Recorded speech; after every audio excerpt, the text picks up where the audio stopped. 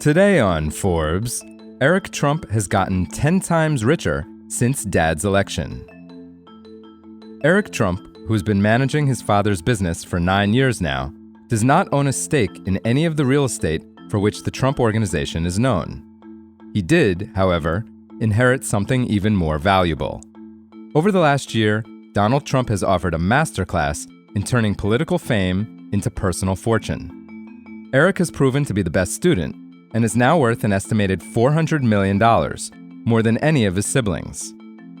The biggest single chunk of his fortune is a stake in American Bitcoin, a company that mines and holds cryptocurrency. At the end of September, it had 3,418 Bitcoin on hand, worth about $320 million at today's prices. The market cap of American Bitcoin now sits at over $2 billion, valuing Eric's 7.3% stake at about $160 million.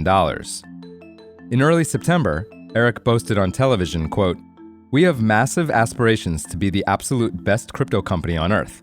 I think you know how hard we all charge. We're pretty known for that, and we're having a lot of fun doing this."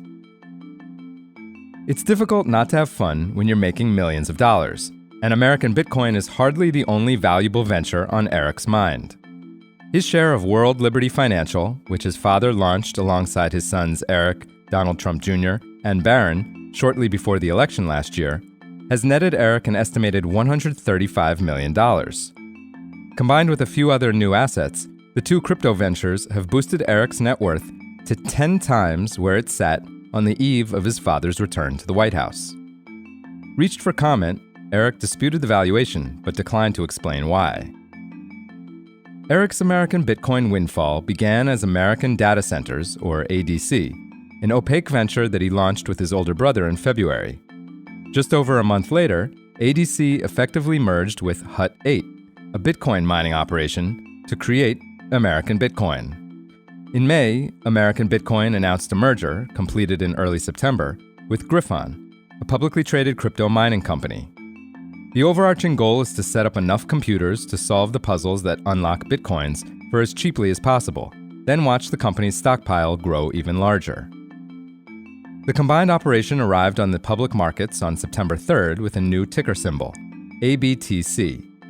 It hit a high of $14.52 per share, which made Eric's estimated 68 million shares worth just about $1 billion on paper.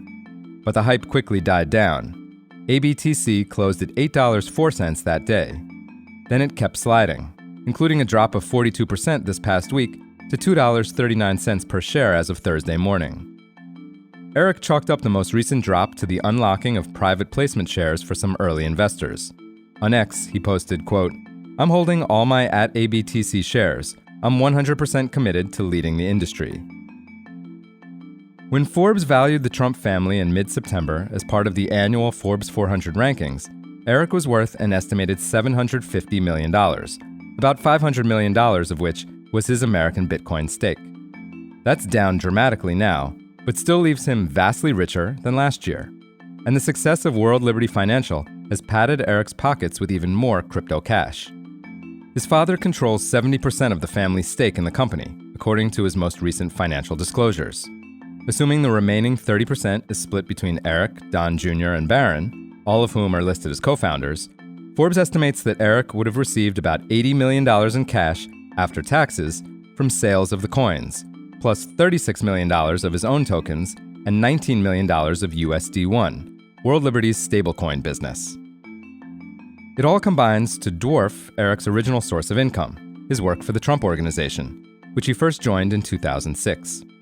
Before crypto swelled his coffers, Forbes estimated that he drew a nearly $3 million salary and accumulated over $30 million in liquid assets.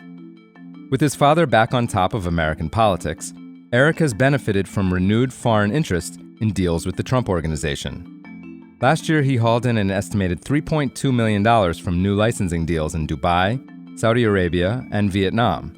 And his father's financial disclosures for this year will no doubt show plenty more flooded in, thanks to recently announced deals in Qatar, India, Romania, and the Maldives.